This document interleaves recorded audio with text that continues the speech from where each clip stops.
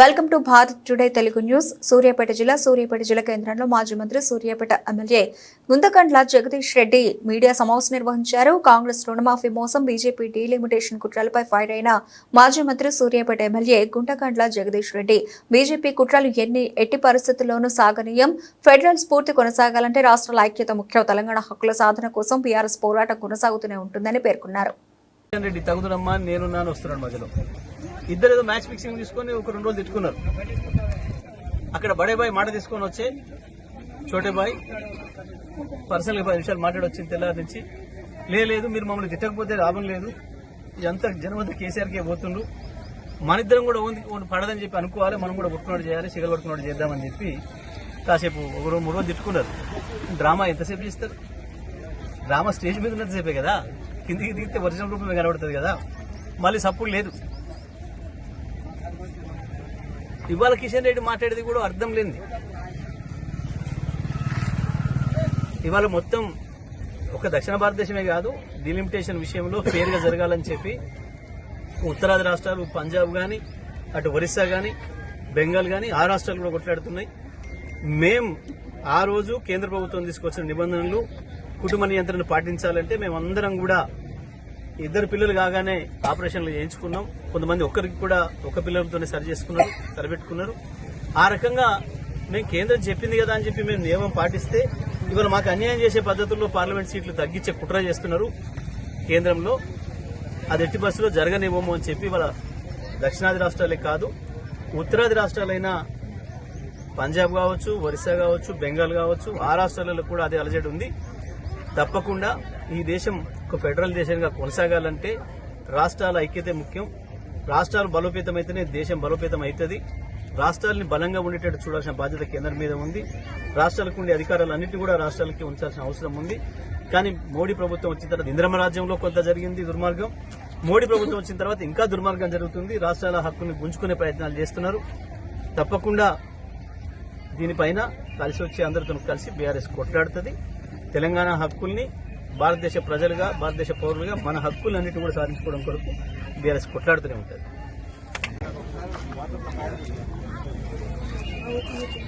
Media మిత్రులందరికీ నమస్కారం. కాంగ్రెస్ ప్రభుత్వం చాలా స్పష్టంగా చెప్పింది. నిన్న అసెంబ్లీలో వ్యవసాయ శాఖ మంత్రి గారి ప్రకటనతో మరొకసారి స్పష్టమైంది. మేము రైతుల్ని స్పష్టంగా మోసం చేయదలుచుకున్నాం. మేము తెలిసే మాత్రం కాదని, మేము చేయలేమని తెలిసినా కూడా కావాలనే మాట ఇచ్చినాం, మోసం చేసినాం, ఓట్లు వేయించుకొని అనే విషయాన్ని మరొకసారి బహిరంగంగా ఒప్పుకుంది నిన్న. ఎందుకంటే ఈ మధ్యకాలంలో ఎవరిని చూసినా, ఎవరి నోట్లేంచాలి చూసినా అయిపోయింది, అప్పుడే చేసేసినాం రుణమాఫీ మొత్తం, కొత్తగా వచ్చేది ఏం లేదన్నట్టుగా చెప్తున్నారు. వాస్తవానికి 20,000 కోట్లు చేసామని చెప్తున్నారు. అది కూడా పూర్తిగా అబద్ధం. కేవలం ఇప్పుడు చేసింది 12,500 కోట్లు మాత్రమే. వాస్తవానికి ప్రభుత్వం రైతులకు ఇచ్చిన హామీ ఏదైతే ఉందో ఎన్నికలకు 10 రోజుల ముందు అర్జెంటుగా మీరు ఉండి ఎవరైనా ఇంకా తెచ్చుకోకపోతే 2 లక్షలు తెచ్చుకోండి, మళ్ళా వారం రోజుల్లో నేను వచ్చి ఇస్తా అని చెప్పి ముఖ్యమంత్రి చెప్పిన మాటలు స్పష్టంగా ఉన్నాయి. ఇప్పుడు కూడా మనం అందరం కూడా వినొచ్చు. ఆ తర్వాత ప్రభుత్వం ఏర్పడగానే మొట్టమొదటిగా బ్యాంకర్లను పిలిచి సమావేశం చేసినప్పుడు మొత్తం 2 లక్షల లోపు రుణాలు తీసుకున్న రైతులది ఎంత ఉంది బాకీ అని చెప్పేసి అడిగితే 49,500 కోట్లు అని చెప్పేసి స్పష్టంగా చెప్పారు బ్యాంకులని కూడా. నిజంగానే 2 లక్షల వరకు తీసుకున్న రైతులందరికీ కనుక ప్రభుత్వం రుణమాఫీ చేస్తుంటే 49,500 కోట్లు ఇవ్వాలి. అది వారం 10 రోజులు తిరగక ముందే దాన్ని 36,000 కోట్లు తీసుకొచ్చారు. 36,000 కోట్లకి ఆధారం ఏంటి అంటే చెప్పలే. 49,000 కోట్లకు ఆధారం ఉంది. 49,500 అనేది బ్యాంకులు ఇచ్చిన లెక్కలు. అన్ని బ్యాంకులు పిలిస్తే వాళ్ళు ఇచ్చిన లెక్కలు, ఆ లక్షణం తప్పుండదు. ఆ తర్వాత 36,000 కని తీసుకొచ్చారు. ఆ లెక్క ఎట్లా తెచ్చిరో తెలియలేదు. ఆ తర్వాత 31,000 తీసుకొచ్చిండ్రు కేబినెట్ లో పెట్టేటప్పుడు. 31,000 కోట్లు ఎట్లా వస్తాయనంటే మేము కుటుంబంలో ఒకరికే ఇస్తామని చెప్పి కొత్త అబద్దం మొదలుపెట్టారు. వాస్తవానికి కుటుంబంలో ఒకరిని చెప్పలే. మరి కుటుంబం అంటే ఏందనే దానికి కూడా నిర్వచనం చెప్పలే. కుటుంబం అంటే ఒక తండ్రికి 5 కొడుకులు ఉన్నారు. 5 విడిపోయినారు. ఎవరు సంసారం వాళ్ళు చేసుకుంటున్నారు, ఎవరు వ్యవసాయం వాళ్ళు చేసుకుంటున్నారు, ఎవరి లోన్ వాళ్ళే తెచ్చుకున్నారు. ఇప్పుడు తండ్రి 5 కలిపితే ఒకరికే చేస్తామని చెప్పి మాట్లాడింది. ఆ రకమైన అబద్ధం చెప్పి దాన్ని 31,000 కోట్లకు తెచ్చింది. కేబినెట్ లో తీర్మానం చేసేటప్పుడు 26,000 కోట్లకు మేము తీర్మానం తీసుకున్నాం, కేబినెట్ ఆమోదం తీసుకున్నాం, బడ్జెట్ లో కూడా పెట్టినాం 26,000 కోట్లు అని చెప్పి. ఫైనల్ గా లెక్క తెచ్చినాం మేము, ఈ గింతే మేము ఇచ్చేది అని. చివరికి చూస్తే ఇవాళ 20,000 కోట్లు ఇచ్చామని వాళ్ళే చెప్తున్నారు, శాసనసభలోనే చెప్పారు, కానీ అందరికి ఇచ్చేసాం మీకు ఇచ్చేది లేదు అని చెప్తున్నారు. ఎంత నిస్సిగ్గుగా, ఎంత నిర్లజ్జగా ప్రభుత్వం ఎట్లా అబద్దాలు మాట్లాడుతుంది, మంత్రులు ముఖ్యమంత్రి ఎట్లా అబద్దాలు మాట్లాడుతున్నారో రైతాంగానికి స్పష్టంగా అర్థమవుతుంది. ముందు శాసనసభలో అబద్దాలు చెప్తూ రైతాంగాన్ని మోసం చేస్తున్న విధానం స్పష్టంగా కనబడుతుంది. బోనస్ విషయంలో కూడా అదే మోసం. రాసిచ్చినప్పుడు మేనిఫెస్టోలో దొడ్డు ఓట్లకు అని రాసిచ్చిండ్రు, చాలా క్లియర్ గా ఉంది. దాంట్లో దొడ్డు ఓట్ల ధర ఎంత ఉందో ఆ రోజు ధర మెన్షన్ చేసి దీనికంటే మేము 500 ఎక్కువ ఇస్తాము అని చెప్పి 21,30 ఉంది. ఇప్పుడు మేము దీనికి 500 కల్పిస్తాం, 2630 ఇస్తామని చెప్పాను. అయిపోయింది, ఓట్లు పడ్డే అయిపోయింది. వరి వచ్చే సమయం వచ్చే వరకే 4 తిప్పేసారు. సన్నోట్లకే ఇస్తామని చెప్పాను. కాదు, ప్రభుత్వం ఇస్తుందని దొడ్డోట్లకే స్పష్టంగా. సరే అయితే ఇది సన్నోట్లకే ఇస్తారు అని చెప్పి రైతాంగం సన్నోట్లకు మారింది. ఎందుకంటే ప్రభుత్వం చెప్పింది సన్నోట్లు కొనరని భయపడకండి, మేము కొంటాం, ప్రజలకు పంచుతాం, మీకు 500 బోనస్ ఇస్తామని చెప్పారు. నీకు గత వానకాలం వడ్లు ఏదైతే ఇచ్చిన రైతాంగం ఇప్పటి వరకు ₹1 బోనస్ వేయలేదు. కానీ అది కూడా చెప్పేసి ముఖ్యమంత్రి నిన్న 1016 కోట్లు అప్పుడే మేము సన్న ఓట్లకి ఇచ్చేసామని కూడా చెప్పారు.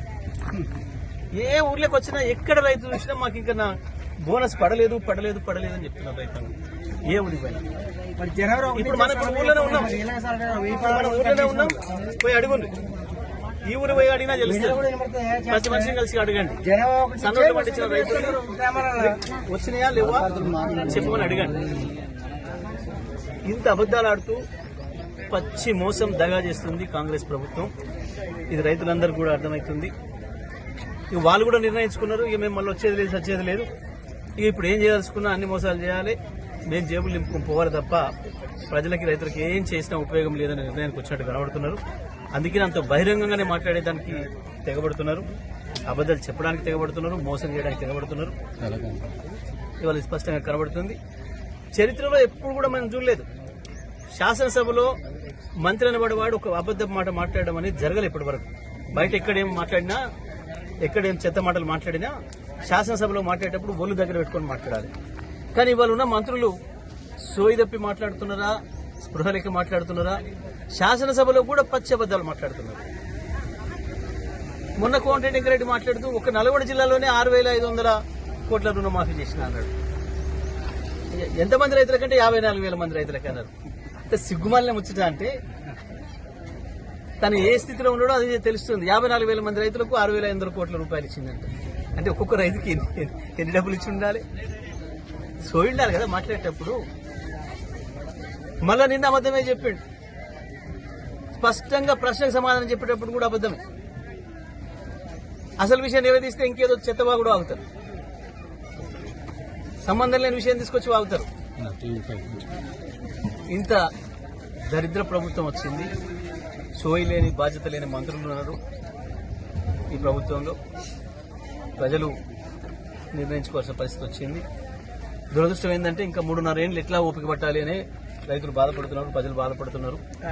ఇవాళ ఆ వాతావరణం వచ్చిందండి.